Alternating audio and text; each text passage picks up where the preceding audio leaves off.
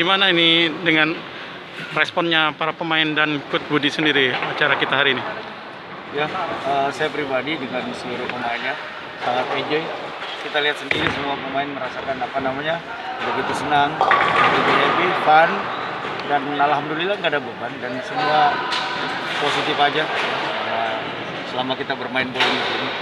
Dan saya senang sekali suasana sangat fun.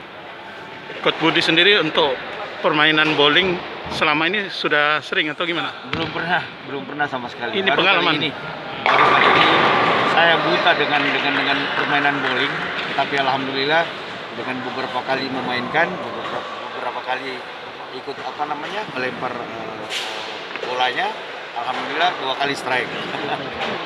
Dan fun game dengan latihan seperti biasanya itu bagi bisa menambah motivasi pemain kan gitu. Ya, dengan kombinasi dengan situasi berbeda, terus banyak dengan happy mungkin kita membuat tim kita selalu kondusif ya, dan selalu juga pada dasarnya tim ini menjaga kekompakan, kebersamaan dengan situasi yang berubah-berubah dengan permainan happy begini.